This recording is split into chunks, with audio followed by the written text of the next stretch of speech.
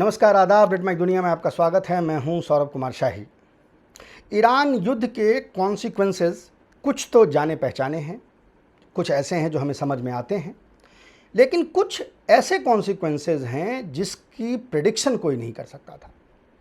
यानी वो कॉन्सिक्वेंसेस जिसको हम अंग्रेज़ी में बटरफ्लाई इफेक्ट कहते हैं। यानी वो एक चीज़ पे असर हुआ, उससे किसी और चीज़ पे असर होता है, उससे किसी तीसरी चीज़ पे असर होता है और वो एक सिलसिला बना देता है, एक चेन बना देता है। ऐसा ही ईरान वॉर के साथ हमें देखने को मिल रहा है। जो कॉन्सिक्वेंसेस सबको पता थे वो तो अपनी जगह हैं, लेकिन कुछ ऐसी चीज़ें, कुछ ऐसे उसके इफ़ेक्ट्स हैं जिसका किसी ने अंदाज़ा नहीं लगाया था और उसके अब दूरगामी परिणाम देखने को मिल रहे हैं। ऐसा ही कुछ जापान के साथ हो रहा है। जापान की अर्थव्यवस्था कोलैप्स कर रही है और अगर जल्दी ही इसको नहीं रोका गया, यानी इस कोलैप्स को नहीं रोका गया, तो यह मुमकिन है कि इसको रिवर्स ना किया जा सके। यानी अगर ये ज़्यादा दिन तक रह गया तो ये डैमेज इरिवर्सिबल हो जाएगा। और इसके पीछे माने ना माने ईरान वॉर का रोल है। क्या है बात, समझते हैं। हालांकि इसके असर हम पे भी होने वाले हैं, भारत पे भी इसके असर हो सकते हैं, तो इसलिए ये समझना बड़ा ज़रूरी है और ये बड़ा इंटरेस्टिंग एक सिनेरियो उभर के आ रही है। ये एपिसोड थोड़ा टेक्निकल होने वाला है क्योंकि इसमें फिनंशियल मार्केट से जुड़ी हुई कुछ चीज़ें जो हैं वो डिस्कस की जाएंगी। मेरी पूरी कोशिश रहेगी कि मैं उसको तोड़ के आसान शब्दों में, आसान अल्फाज में आपको समझाऊं, लेकिन याद रखें इकोनॉमिक्स साइंस है, आर्ट्स नहीं है, तो हो सकता है कुछ चीज़ें आपको समझने में मुश्किल हो। तो जहाँ मुश्किल आए गूगल बाबा मौजूद हैं, आप उनसे हेल्प ले सकते हैं, उनकी मौजूदगी से। एनीवे, तो हो क्या रहा है? हो यूँ रहा है कि जापान की जो करेंसी है येन, वो बहुत तेज़ी से कोलैप्स कर रही है। और बहुत तेज़ी से कोलैप्स करने का मतलब ये है कि वो ऑलमोस्ट 10 से 15% उसमें लॉस जो है वो देखा गया है पिछले कई महीनों में, खासकर जब से ये युद्ध शुरू हुआ है। याद रखें, जापान ऑलमोस्ट नेग्लिजिबल तेल खुद पैदा करता है, यानी उसके पास रिसोर्सेज नहीं है तेल को लेके। Unlike most of the other countries जिनके कुछ तो अपने प्रोडक्शन हैं, भारत के टोटल कंजम्पशन का 20-22%, 24% भारत खुद प्रोड्यूस करता है, और भी देश हैं जो कुछ परसेंटेज करते हैं। Japan almost close to zero produce करता है, तो यानी उसकी डिपेंडेंसी इंपोर्टेड ऑयल पे बहुत ही ज़्यादा है बनिस्बत किसी भी और देश के। और उसमें भी जापान अपने तेल के इंपोर्ट का 90% पर्शियन गल्फ कंट्रीज से करता था। यानी जब डिसरप्शन जब वहाँ पे वॉर शुरू हुई और स्ट्रेट ऑफ हॉर्मुज में ब्लॉकेड लगा और डिसरप्शन हुआ, तो सबसे ज़्यादा किसी देश पे इसका असर पड़ा डायरेक्ट, तो वो जापान और थोड़े से परसेंटेज में कम साउथ कोरिया है, क्योंकि इनकी कंप्लीट डिपेंडेंसी मिडिल ईस्ट पे, खासकर जो पर्शियन गल्फ के कंट्रीज थे वहाँ पे थी। तेल महंगा हुआ, जाहिर है कि उसको लेके इन्फ्लेशन हुआ। जैसे ही तेल महंगा होगा तो ट्रांसपोर्टेशन महंगा होगा, ट्रांसपोर्टेशन महंगा होगा तो इन्फ्लेशन बढ़ेगा। इन्फ्लेशन जो है जापान में बढ़ने लगा। इन्फ्लेशन जैसे ही बढ़ा, वैसे ही वहाँ पे जो सेंटिमेंट्स थे इन्वेस्टर्स के, वो उनको धक्का लगा और वो बड़ी तादाद में वहाँ से निकलने लगे, यानी वो येन को बेचने लगे। जैसे ही येन ज़्यादा बिकने लगा तो येन का प्राइस, यानी येन कोलैप्स होने लगा। ऑफ कोर्स कोई भी चीज़ जब मार्केट में ज़्यादा होगी तो उसका प्राइस कोलैप्स हो जाएगा। मार्केट में 10 किलो सेब है और ख़रीदने वाले 5 लोग हैं तो सेब की कीमत 200 रुपये होगी।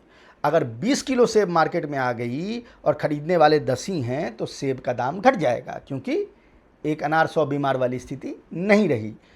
सप्लाई ज़्यादा हो गया, डिमांड स्टेगनेंट है। तो वही चीज़ वहाँ पे देखने को मिल रही है कि इन्वेस्टर बड़ी तादाद में येन को बेचने लगे। जैसे ही आप येन को बेचेंगे, मार्केट में ज़्यादा येन आएगा तो येन का वैल्यूएशन गिरेगा, डिवैल्यू होने लगेगा। और बीच में ऐसी नौबत आ गई कि येन डिवैल्यू होके 165 पर डॉलर जो है वो पहुंच गया। जाहिर है इसको लेके पैनिक हो गया। पैनिक हुआ तो नॉर्मली क्या करते हैं ऐसे सूरत हाल में, जो आपका सेंट्रल बैंक होता है वो क्या करता है, वो येन को खरीदना शुरू करता है। यानी भारत में भी ये चीज़ देखने को मिली। आपको याद होगा जब हम बात कर रहे थे कि डॉलर के मुकाबले पैसा जो है, रुपया जो है वो गिर रहा है, वो इसलिए हो रहा था कि उसको रोकने के लिए बड़ी अमाउंट में अपने फॉरेक्स से इंडिया डॉलर बेच बेच के रुपी को मार्केट से खरीद रहा था, उसके फॉल को अरेस्ट करने के लिए, और अभी भी कर रहा है। और इसके कारण हर महीने आपका फॉरेक्स जो है उसकी, यानी फॉरेन एक्सचेंज जो रिजर्व है वो घटता जा रहा है, क्योंकि उसी से आप पैसा निकाल के उसको खरीद रहे हैं। अच्छा, अब देखें जापान ने क्या किया। जापान ने सिक्योरिटीज़ बेचने शुरू किए। याद रखें, अमेरिका के जो जापान के पास अगर आप ट्रेजरी यानी जो बॉन्ड हैं, यूएस ट्रेजरी बॉन्ड हैं, स्टॉक हैं और एसेट्स हैं, सारा मिला लें तो जापान लगभग $3 trillion worth American treasury, stock और एसेट्स जो है वो होल्ड करता है। इसमें सिर्फ जो यूएस ट्रेजरी है वो 1.2 ट्रिलियन डॉलर की है। अब होता क्या है इकोनॉमिक्स में, ये एक प्रोसेस है कि जाहिर है कि आप बेचेंगे, जब जापान के सेंट्रल बैंक को येन खरीदना है, येन खरीदेगा वो, ताकि येन स्टेबलाइज हो सके, मार्केट से येन कम हो जाए, तो वो क्या करेगा, उसको डॉलर से खरीदना होगा। वो कहाँ से लाएगा, तो वो यूएस के ट्रेजरी को बेचेगा। ट्रेजरी को जैसे ही वो बेचना शुरू करेगा तो क्या होगा, मार्केट में ट्रेजरी ज़्यादा आ जाएगी। ज़्यादा आ जाएगी तो फिर इसका मतलब क्या होगा कि उसकी डिमांड कम होगी, तो वो यील्ड, यानी इसमें ट्रेजरीज में क्या होता है कि लॉन्ग टर्म आप खरीदते हैं, बॉन्ड खरीदते हैं। फ़र्ज़ करें अमेरिका का आपने 30 साल का बॉन्ड खरीदा। आप क्यों खरीदते हैं, क्योंकि आपको पता है कि डॉलर जो है वो स्टेबल करेंसी है, अमेरिका स्टेबल इकोनॉमी है, हम लंबे दिनों तक भी इसमें अगर इन्वेस्टमेंट हमारा रहेगा तो हमको बहुत कोई दिक्कत नहीं है। लेकिन अगर वो डगमगाने लगेगा तो क्या होगा, इंटरेस्ट रेट उसके बढ़ जाएंगे, यील्ड उसकी बढ़ जाएगी। अमेरिका का ये जो लॉन्ग टर्म बॉन्ड्स हैं उसकी यील्ड कई सालों में अब हाईएस्ट पे है, और ये उस साइकोलॉजिकल बैरियर को तोड़ रहा है। यानी दुनिया ये समझ रही है कि अमेरिकन इकॉनमी वो उस तरह से सुदृढ़ नहीं है जिस तरह से होती थी। डॉलर उतना सेफ नहीं है। यील्ड जितना बढ़ेगा उतना, उसका मतलब है कि उतनी आपका एतमाद उसके सेफ्टी पे कम होता जाएगा। तो जाहिर है कि दुनिया ये समझ रही है कि डॉलर अब उतना सेफ नहीं है, इसीलिए यील्ड जो है वो बढ़ता जा रहा है। अब अगर ये फर्दर यील्ड बढ़ता है तो उसके बाद क्या होगी, अमेरिका की बोरोइंग महंगी हो जाएगी। आप इंटरेस्ट बढ़ गया, यानी आप क्या करेंगे, दुनिया से आप पैसा बोरो कर रहे हैं ना, तब तो उसको ट्रेजरी दे रहे हैं, उसको बॉन्ड दे रहे हैं। अमेरिका तो बोरोइंग पे चलती है। अमेरिका की ऑलरेडी जो डेट सीलिंग है वो 100% जो उनकी जीडीपी है उससे ऊपर है। जापान की बोरोइंग्स जो हैं वो इतनी ज़्यादा है कि वो उनके जीडीपी का 250% है, 2.5 गुना है। अब फ़र्ज़ करें कि अगर यील्ड बढ़ जाएगा, इंटरेस्ट आपका बढ़ता जाएगा, तो अमेरिका को जब वो बोरोइंग करनी पड़ेगी तो उसके लिए उसको ज़्यादा पैसे खर्च करने पड़ेंगे। यानी वो जो आप सीलिंग देख रहे हैं, डेट की सीलिंग देख रहे हैं, वो और ब्रेक होके और बढ़ती जाएगी। समझ रहे हैं, क्योंकि आपको ज़्यादा इंटरेस्ट देना पड़ेगा बोरो करने के लिए। तो ये सारी चीज़ें एक दूसरे से जुड़ी हुई हैं। इसके कारण जैसे ही जापान में ये कोलैप्स होना शुरू हुआ येन का, कि अमेरिका के हाथ पांव फूल गए, क्योंकि इतनी बड़ी तादाद में किसी के पास अमेरिकन ट्रेजरी एसेट्स और जो बाकी चीज़ें हैं वो नहीं है। जैसे मैंने कहा 3 ट्रिलियन ट्रेजरी, स्टॉक्स और एसेट्स को मिला के हैं, और 1.2 ट्रिलियन डॉलर सिर्फ यूएस ट्रेजरी में है। तो फिर अमेरिका ने क्या किया, इंटरवेंशन किया, प्रॉप अप करने की कोशिश की येन को। लेकिन कैसे प्रॉप अप करने की कोशिश की, डॉलर दे के नहीं, यूरो बेच के, यूरो को इस्तेमाल करके। और याद रखें कि अमेरिका ने ऐसा किया बिना यूरोपियन बैंक को अपने कॉन्फिडेंस में लिए हुए। यानी कॉन्सिक्वेंसेस यूरो झेले, यूरो पे प्रेशर बने और अमेरिका बचा रहे। एलाइज के साथ इस तरह का व्यवहार, इस तरह की धोखाधड़ी धीरे धीरे डॉलर में और अमेरिकन सिस्टम में दुनिया के एतमाद को अंडरमाइन करेगी। ये सिर्फ उन देशों का नहीं है जिनके साथ आपके लड़ाई झगड़े चल रहे हैं। यानी जो एलआई है आपका इतना बड़ा यूरोप, वो भी अगर ये मान रहा है कि आपके यानी वो अगर ये समझ रहा है कि आप पे एतमाद नहीं किया जा सकता, आपने behind our back European central bank के पीठ पीछे जाके आपने यूरो से येन जो है वो ख़रीदा है, प्रॉप अप किया है, तो ये धोखाधड़ी लोग भूलेंगे नहीं। अच्छा, हुआ भी क्या, $88 बिलियन का ये जो है इंटरवेंशन अमेरिका ने किया, $88 बिलियन का किया कि येन को ख़रीदा जा सके। मोमेंटरली येन का प्राइस मजबूत भी हुआ, जो 165 तक पहुंच गया था। पहले तो जापान ने अपने पैसे से यानी अपना ही जो ट्रेजरी था उसको बेचा, तो वहाँ से वो 160 पे पहुंच गया था घट के, और जब फिर ये अमेरिका ने $88 बिलियन के ख़रीदे 3 हफ्ते पहले, तो वो 155 पे पहुंच गया। लेकिन हुआ क्या, इन 3 हफ्तों में 2 इंटरवेंशन हुए। एक तो जापान ने इंटरवेन किया पहले अपने ट्रेजरी को बेच के, यानी अमेरिकन ट्रेजरी को बेच के जापान ने अपने स्टॉक से वो बेचा है, तो वहाँ से वो 164-65 से वो घट के 160 पे पहुँचा था युआन, और जब फिर अमेरिका ने इंटरवीन किया तो 160 से 155 पे पहुँच गया।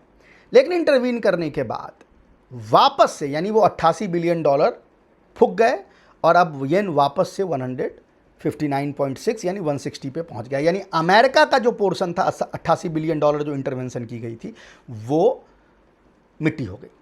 अब वो क्यों हुआ, वो इसलिए हुआ कि सेंटिमेंट्स अगर मार्केट में ठीक नहीं है, जो अंडरलेइंग कंडीशन है जिसके कारण से ये येन पे जो प्रेशर बना था, अगर वो कंडीशन ठीक नहीं होंगे तो आप जितना येन खरीदेंगे इन्वेस्टर उतना येन बेच देगा, 0 सन्नाटा, वापस से आप वहीं पहुंच गए, बैक टू स्क्वायर वन। तो अब हो क्यों रहा है, अब क्या क्या कंडीशंस, अव्वल ये वॉर ख़त्म नहीं हुई है, तेल महंगा है अभी भी जापान के लिए। दूसरा ये कि जापान के इकोनॉमी को प्रॉप करने के लिए बहुत ज़्यादा गवर्नमेंट स्पेंडिंग जो है वो नज़र आ रही। गवर्नमेंट स्पेंडिंग इंफ्रास्ट्रक्चर पे भी करने की वो कोशिश कर रहे हैं, जापान डीमिलिटराइज करने की कोशिश कर रहा है, वो अलग उस पर सैंक्शंस जो हैं वो तमाम जो है रिस्ट्रिक्शंस और सैंक्शंस चाइना ने लगा रखे हैं, वहाँ से एक अलग प्रेशर आ रहा है।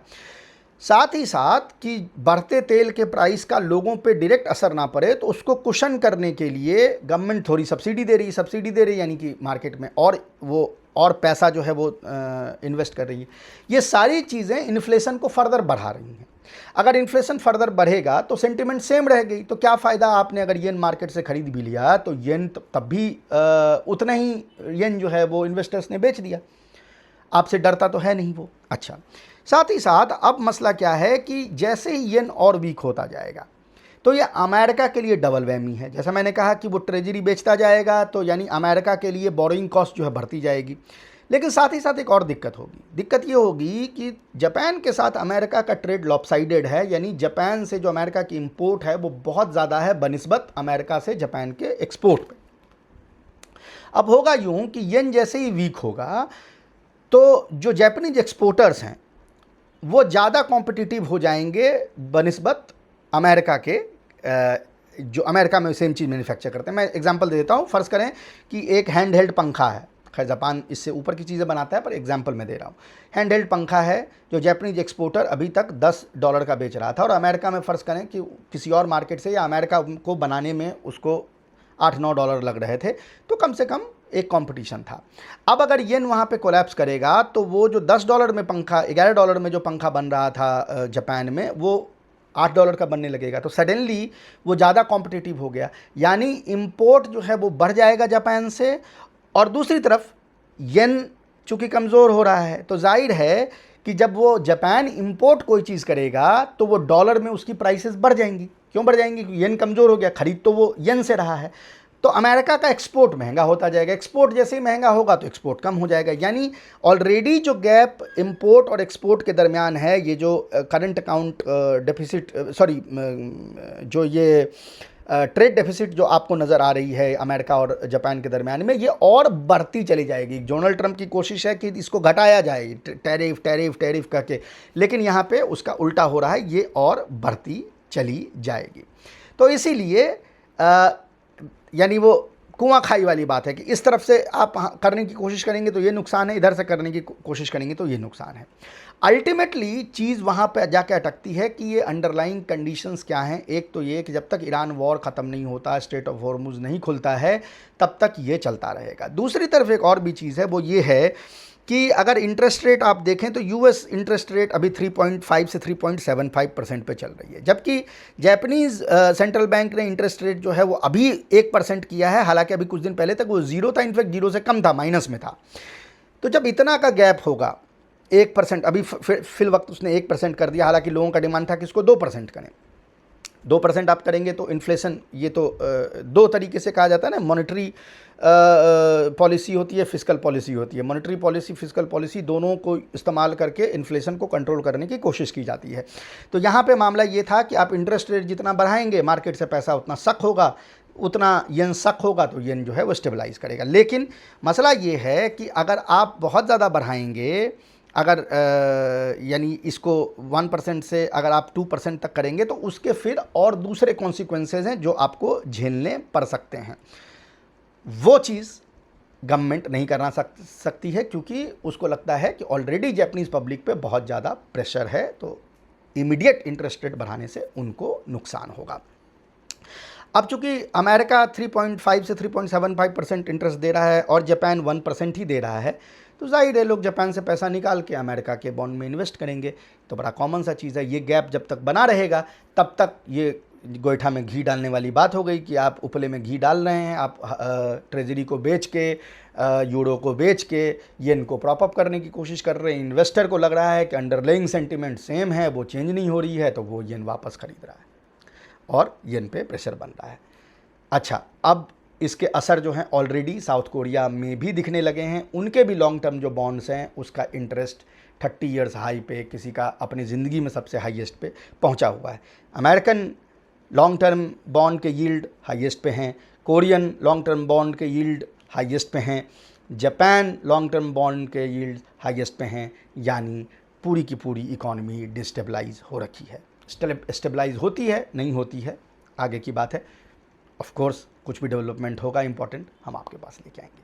अभी के लिए इतना ही, हम आपसे फिर मिलेंगे, तब तक के लिए नमस्कार।